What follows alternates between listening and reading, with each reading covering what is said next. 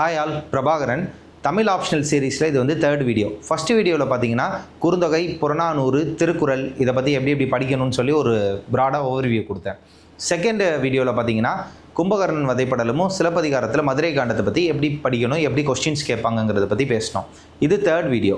இங்கே வந்து பக்தி இலக்கியம் பேப்பர் 2ல், அதாவது பகுதி 3 பேப்பர் 2ல் என்னென்ன இருக்குங்கிறத பார்க்கலாம். இந்த பகுதி 3ங்கிறது கம்ப்ளீட்டாக பக்தியை பற்றி தான். பக்தியில் நமக்கு இங்கே சைவம், வைணவம் அப்படின்னு ரெண்டை பற்றியுமே கொடுத்துருக்காங்க. சிவனை பற்றியும் இருக்குது, திருமாலை பற்றியும் இருக்குது. அப்போது சிவனை பற்றி இங்கே கொடுக்குறப்ப சைவத்தில் நமக்கு இங்கே கொடுத்துருக்கிறது ஒரு அழகான இலக்கியம். என்ன அப்படின்னு பார்த்தீங்கன்னா மாணிக்கவாசகருடைய திருவாசகம் அப்படின்னு, அதுலேயும் நீத்தல் விண்ணப்பம். இதில் மாணிக்கவாசகர் வந்து எப்படி பேசுகிறாரு, இதில் மாணிக்கவாசகர் வந்து தன்னை வந்து தன்னுடைய தவறுகள் எல்லாத்தையும் சிவபெருமான்கிட்ட எடுத்து வச்சு, சிவபெருமானே நான் இப்படி பண்ணிட்டேன், என்னை எப்படியாவது உன்கிட்ட ஏற்றுக்கொள் அப்படிங்கிறது தான் இந்த முழுக்க இலக்கியமாகவே இருக்கும்.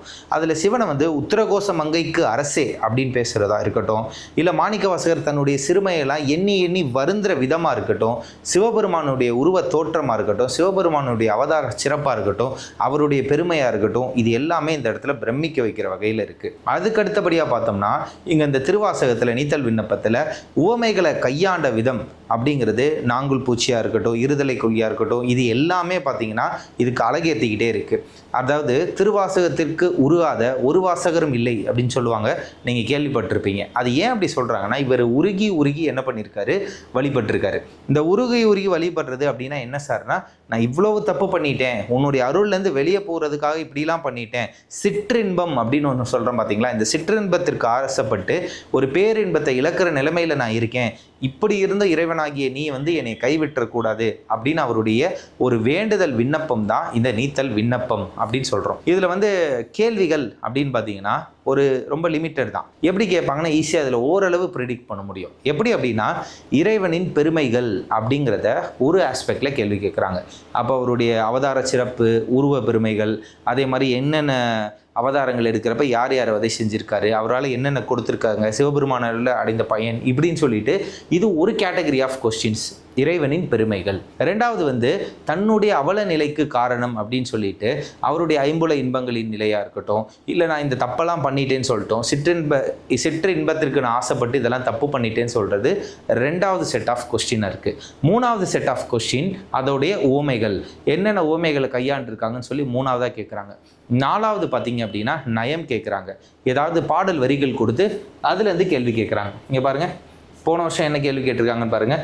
சிவபெருமானின் பெருமைகளாக மாணிக்கவாசகர் சுட்டுவனை அவை, இதே தான் திருப்பி கேட்டுக்கிட்டே இருக்காங்க. அடுத்து போன வருஷமே கடலிலுள் நாய் நக்கியாங்கு அப்படின்னு சொல்லிட்டு இதில் என்ன சொல்ல வர்றாங்கன்னு சொல்லிட்டு நயம் கேட்டிருக்காங்க. அதுக்கடுத்து பாருங்கள், அதுக்கு முன்னாடி வருஷம் 2024 என்ன கேட்டிருக்காங்க, திருவாசகத்தில் கூறப்படும் கடவுளின் உருவ வர்ணைகள். அதாவது 2025 இறைவனின் பெருமைன்னு கேட்டிருக்காங்க, 2024 உருவ வர்ணனைன்னு கேட்டிருக்காங்க. 2024 பாருங்க, தனது குற்றங்களாக மாணிக்கவாசகர் தெரிவிப்பவன யாவை அப்படின்னு ஒரு கேள்வி. 2023 தன் புல இன்பங்களை குற்றமாக கருதுவதற்கான காரணம். 22 இறைவனிடம் மாணிக்கவாசகர் வேண்டுவன, அதாவது என்ன சொல்றாரு, என்னை கைவிட்டு விடாதே அப்படின்னு சொல்லி வேண்டுறது. அடுத்தது இடம், பொருள், நயம், இதை வந்து பொறுப்பார் அன்றே பெரியார், இதை வச்சு கேள்வி கேட்டிருக்காங்க. ஆக மொத்தம் இதுலேருந்து என்ன தெரியுது அப்படின்னா, நான் திருப்பி 1 செகண்ட் ரிப்பீட் பண்ணுறேன், 4 வகையான கேள்வி.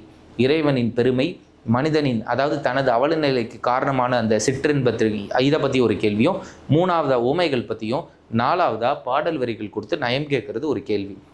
இதுதான் வந்து திருவாசகத்தில் நம்ம பார்க்க போகிறது. அதுக்கடுத்த இலக்கியமான திருப்பாவை. இந்த திருப்பாவை அப்படிங்கிறப்ப ஆண்டாள், இந்த ஆண்டாள் வந்து ஆண்டாளால் எழுதப்பட்ட திருப்பாவை, படைக்கப்பட்ட திருப்பாவைங்கிறது ஒரு நோன்பு எப்படி இருக்கணும், அந்த நோன்பு நோக்கிறதுனால என்னென்ன பயன், மார்கழி மாதம் கண்ணன் சொல்லுவார், நாள்களில் நான் மார்கழி அப்படின்னு சொல்லியிருப்பார். அப்போ என்ன அர்த்தம்னா, அந்த மார்கழி ஒரு புனிதமான மாதமாக இந்த வைணவ இலக்கியங்கள்லையும் சரி, வைணவ மதத்தில் இன்னைக்கு வரைக்கும் நமக்கு பார்க்கப்படுறது ஒரு வழக்கமாக இருக்குது. இது பார்த்துட்ருக்கோம். அப்படிப்பட்ட மார்கழி மாதத்தில் அவங்க நோன்பு நோக்கிறது, அதுதான் பாவை நோன்பு. இந்த பாவை நோன்பு, மார்கழி நோம்பில் ஆண்டாள் வந்து ஒரு நாளைக்கு என்னென்ன மாதிரி நோன்புகள் இருக்கிறாங்க. அப்போ நம்ம நோன்பு நோக்கிறப்ப காலையில் அதிகாலையில் எப்படி நன்னீர் ஆட்டுறது, அதுக்கப்புறம் அதை எப்படி இறைவன்கிட்ட கோயிலுக்கு போகிறது, அங்கே போனதுக்கப்புறம் அவங்களை எப்படி வழிபடுறது, என்னென்ன வேண்டணும், இறைவனின் பெருமைகள், அதே மாதிரி இந்த நோன்பு நோக்கிறதுனால் ஏற்படக்கூடிய நன்மைகள் என்ன, இப்படிங்கிறத ஒரு இயற்கை அழகோடு எழுதியிருப்பாங்க. அப்போ காலையில் கீச்சு என்ற ஆணை சாத்தான் அப்படின்னு சொல்கிறதா இருக்கட்டும், இந்த நோன்பு நோக்கிறதுனா தன்னை வந்து இந்த லக்ஸரின்னு சொல்கிறோம்ல, அந்த ஆடம்பர வாழ்க்கையிலேருந்து விடுவிச்சு தன்னை வந்து என்ன பண்ணிக்கிறது, ஒரு எளிமையான வாழ்க்கையில் வாழ்கிறது. அப்படிங்கிறப்ப நெய்யுண்ணும் பாலுண்ணும் நாற்காலு நீராடி அப்படின்னு சொல்கிறதா இருக்கட்டும். அதுக்கடுத்து பார்த்தீங்கன்னா நோன்பு நோக்கிறதுல என்னென்ன பயன்கிறப்ப உலகத்திற்கு நன்மை பெறும் அப்படிங்கிறதும், மும்மாரி மழை பெய்யும்னு சொல்கிறதா இருக்கட்டும். இதெல்லாம் அந்த ஒரு கம்ப்ளீட்டாக ஒரு முழுமையாக எப்படி இருக்கும் அப்படின்னா, வைணவ இலக்கியத்தினுடைய பாசுரங்களை அப்படியே படிக்க ஒரு இலக்கியத்திலையும் பெருமாளுடைய அவதார சிறப்பாக இருக்கட்டும், இங்கே திருமாலை பற்றி எப்படி கொடுத்துருக்காங்க, அவருடைய முன்னாடி அவர் வதம் செய்தவர்கள்லாம் யார் யார், அவரால் பயனடைந்தவர்கள் யார் யாருன்னு அழகாக செக்ஷனாக கொடுத்துருக்காங்க. அதுக்கப்புறம் பார்த்தீங்க அப்படின்னா இப்போ வேறு என்னென்ன கேள்விகள் இதில் கேட்டிருக்காங்கன்னு சொல்கிறேன்.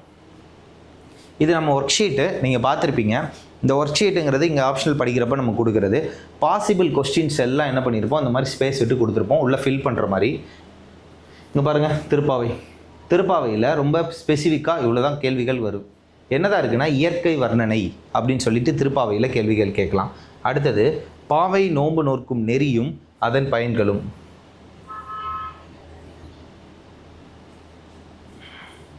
அவதார சிறப்புகள் இப்போ தான் சொன்னேன் பார்த்தீங்களா. திருப்பி காலை நேரம், அது பொதுவான கேள்வி. இந்த கேள்வி போக நான் திருப்பி சொல்கிறேன், இந்த பொதுவான கேள்வி போக பாடல் வரிகள் கொடுத்து அதுலேருந்து என்ன கேட்பாங்கன்னா, நயம் பாராட்டல், கீச்சு ஆணை சாத்தான்னு சொன்னேன் பார்த்தீங்களா, ஒருத்தி மகனாய் பிறந்து, இதெல்லாம் வந்து பல தடவை கேள்வி கேட்டிருக்காங்க. இந்த ஒர்க் ஷீட் மெத்தட் என்ன அப்படிங்கிறத நான் இங்கே எக்ஸ்பிளைன் பண்ணுறேன். இந்த ஒர்க் ஷீட் மெத்தட் என்ன அப்படின்னு பார்த்தீங்கன்னா, நம்ம வந்து ஃபஸ்ட்டு எடுத்ததும் நான் சொன்ன மாதிரி படித்து முடிச்சிடணும். படித்து முடிக்கிறதுங்கிறது திருப்பாவையாக இருக்கட்டும், திருப்பாவையில் இருக்க அந்த 30 பாட்டாக இருக்கட்டும், திருவாசகத்தில் இந்த 50 பாட்டாக இருக்கட்டும், ஃபஸ்ட்டு விளக்கத்தை ரொம்ப தெளிவாக படிச்சிடணும். அந்த விளக்கத்தை படிக்கிறப்போ ஒரு பாட்டுக்கும் சின்ன குறிப்புகள் எடுத்து வச்சுக்கணும். அந்த சின்ன குறிப்புகள் எடுத்து வச்சுக்கிட்டு ஒரு பாட்டுக்கு குறிப்பு எடுத்து வைக்கிறப்பயே பக்கத்துலேயே அதுக்கு என்ன ஓமைகள் சொல்லியிருக்காங்க, அந்த ஒரே பாட்டில் என்ன வந்து அவதார சிறப்பை பற்றி பேசியிருக்காங்க, இங்கே திருமாலின் சிறப்பை பற்றி பேசியிருந்தாலும் சரி, அங்கே சிவனுடைய சிறப்பை பற்றி பேசியிருந்தாலும் சரி, அவங்க இறைவனின் சிறப்புகள்னு ஒன்று எடுத்து வச்சுக்கணும், ஓமைகள்னு ஒன்று எடுத்து வச்சுக்கணும். இதே திருவாசகங்கிறப்ப ஏதாவது நமக்கு சிறுமைகள் அப்படின்னு சொல்லுவாங்க, இந்த மாதிரி சிற்றின்பத்திற்கு ஆசைப்பட்டிருக்கேன், அப்போ அந்த சிற்றின்பத்தெல்லாம் தனியாக எடுத்து நோட் பண்ணி வச்சுக்கிட்டே இருந்தோம்னா ஒரு பாட்டுக்கா 1வது பாட்டு 2வது பாட்டு 3வது பாட்டு 4வது பாட்டுன்னு எழுதி வச்சுட்டு ஒரு டேப்லர் காலை மாதிரி போட்டு இந்த சைடு பாட்டு, இந்த சைடு இறைவனின் பெருமை, இந்த சைடு வந்து ஓமைகள். இது வந்து திருப்பாவைக்கு. இங்கே வந்து பார்த்தீங்கன்னா பாட்டு, இறைவனின் பெருமை, தனது அவல நிலை, ஓமைகள் இப்படின்னு திருவாசகத்துக்கு ரெடி பண்ணிவிட்டு, இப்போ என்ன ஆயிடுச்சு, பாட்டு வைஸ் வந்து நமக்கு கண்டென்ட் ரெடி ஆயிடுச்சு, கருத்துக்கள் ரெடி ஆயிடுச்சு. அதுக்கப்புறம் இந்த ஒர்க் ஷீட் மெத்தடில் ஒரு A4 ஷீட் எடுத்து இந்த பாசிபிள் கொஸ்டின் இங்கேயே நம்ம டிஸ்கஸ் பண்ணோம் பார்த்தீங்களா, அதையெல்லாம் ஹின்ஸாக நம்ம போட்டு வச்சுக்கிட்டே இருந்தோம் அப்படின்னா நமக்கு இதுக்கு ஆன்சர் ரெடி ஆயிரும். சரிங்களா. அடுத்த சீரீஸ் இது வந்து ஒரு சின்ன சீரீஸ் தான், ஏன்னா ரெண்டுமே பக்தி இலக்கியத்தை பற்றி தான் பேசினோம். அடுத்த சீரீஸில் பார்ட் 4 பற்றி பார்ப்போம். Thank you all.